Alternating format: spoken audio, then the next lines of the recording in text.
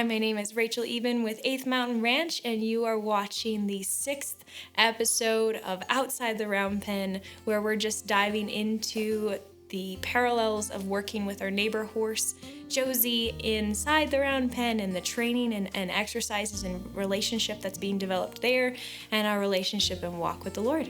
So, the lot's happened since the last time that I updated you guys and shared about our walk on my journey with Josie. And today I wanted to dive into a little bit more, not dark, but just a little more serious topic that we can all draw relatability from, and that's distractions.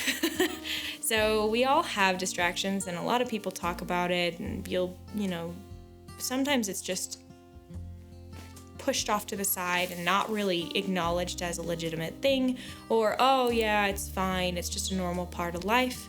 I don't believe that was necessarily originally God's design, because focus is one of the signs of wisdom, of godly wisdom, and being able to walk in clarity through things and make concise decisions in areas. And I think the enemy has a great way of, especially in our society where it's just so fast-paced and we're so tempted to be constantly focusing on thousands of different things, that we have literally attention disorders because we cannot focus on one thing as a society, let alone just because of the fall and all of the pieces of the way that our brains work in processing things. And so horses have a very unique way of, yes, they deal with distractions too, but their language is based around intentionality and focus.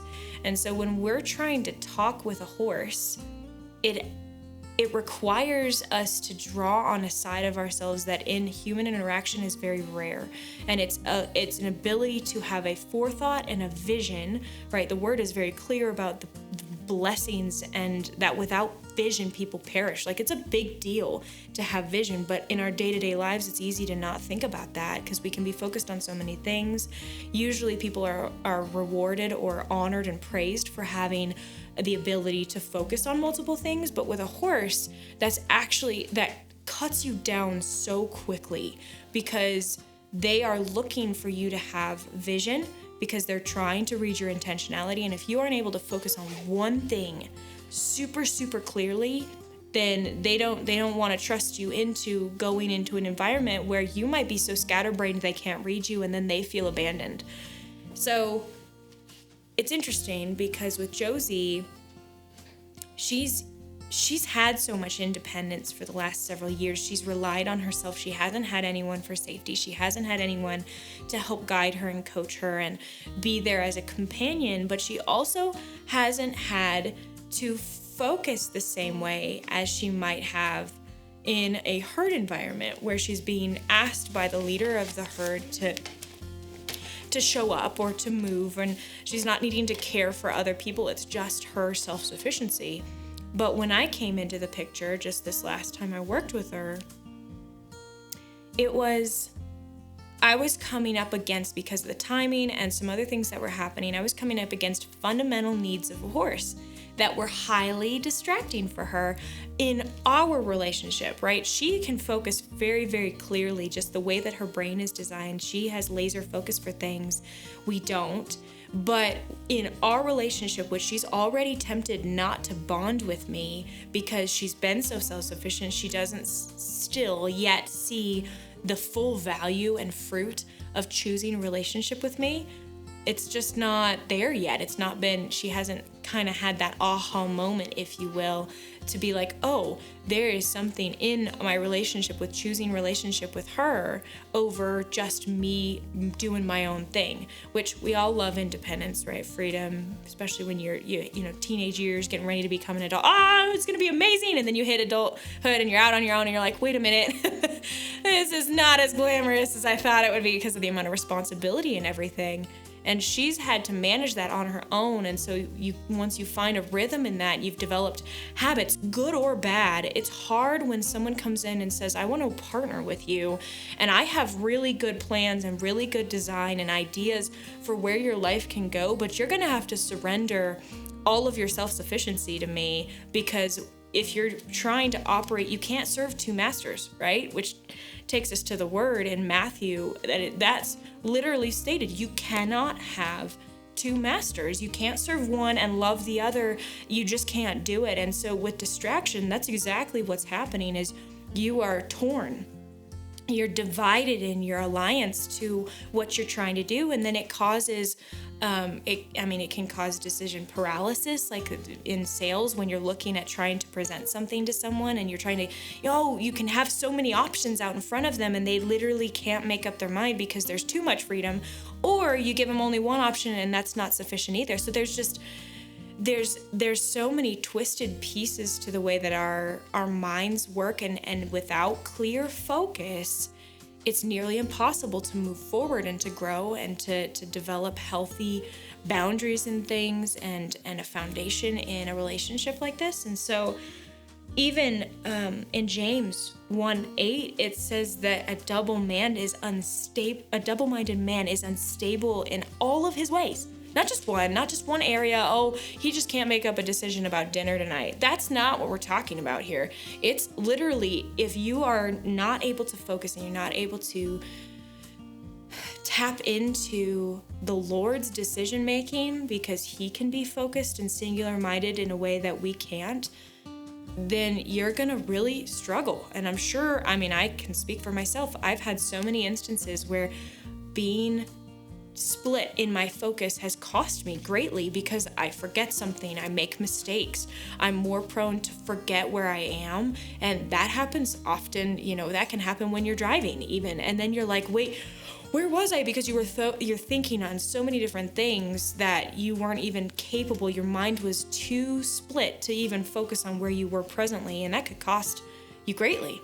And so with Josie, I was coming up against feeding time. I was coming up against her owner, which she knows she can get away with. She can get away with things. She doesn't have to show up and choose relationship with him in the same way that I'm asking for. It's a much more, it's just easier when you don't have the same level of someone asking you to rise to the occasion, right? Because you're calling them up higher, and safety in a shelter, because it was the weather was doing funny things, and she was distracted by the fact that there's a possibility for food and she might be able to go run, and she doesn't want to have to be dealing with the flies out in the heat, and so she'd rather be in her little run-in area. And I'm standing there going, I'm asking you to choose me. I'm asking you to choose me. I'm asking you to just trust me. I want to work with you through this, but you have to choose relationship with me. And it kind of resolved. We're still working on it, right? That's a process that's going to continue to be fought over, because it's a daily battle. But I just wanted to highlight a little bit less on what her particular outcome was with that specific session, and more on, I've been dealing with this, and I just want to encourage you guys in what this looks like to be double-minded in your walk and in your day-to-day life and in your jobs and all of this stuff, and to start to draw on the Lord to be like, help me focus, help me have clear vision for decisions that I'm having to make, because I want to be in perfect timing and perfect step and perfect alignment with you. And without that, there's possibility for error. There's possibility for things to be super costly. And it is just like with Josie. It's a day-to-day thing. You're never going to achieve it until the other side of heaven. You're never going to achieve being successful with being completely singular minded. But it's so powerful when you do have a moment where you can just be completely clear. Because I'll go to a different analogy. I was working with one of my horses, kind of off the topic, but similar idea. And I was coaching someone through something and they were really struggling just in their own walk and some of their own past. They've had some challenges with focus in general, just in being able to think clearly through a conversation, or, like basic things that are just a challenge when you can't focus. And they were trying to guide one of my horses, who picks up on this, by the way. They read you, that horses are able to read and draw off of what you're focused on or not. And she could not, my horse could not figure out what this individual was trying to communicate. And so I pulled this individual aside and I was like, why don't you try envisioning, literally close your eyes. I want you to picture where you're going, what you're doing, walk yourself, visualize yourself doing each one of the steps in slow motion. And then once you've finished with that and you feel like you've accomplished it in your mind's eye, right? The power of imagination. Then I want you to go try again. And that was night and day difference. Wasn't perfect in its outcome, but it was so dramatic in the difference between the way that she was even carrying herself, the level of confidence she was carrying herself in talking with my horse. And the horse picked up on it immediately. The way that she walked back into that round pen and was like, just the level of assuredness in the plan. And the purpose, and that she knew she was asking my horse to do something that wasn't going to harm either of them. She knew she could accomplish it, and the execution was beautiful. And then, it was so simple. The task wasn't a big deal, and it had very little to do with the task. It was, again, going back to something we've talked about before, it was about the ask. And for this, it was less about the horse, and it was more about the individual, and the heart posture, and the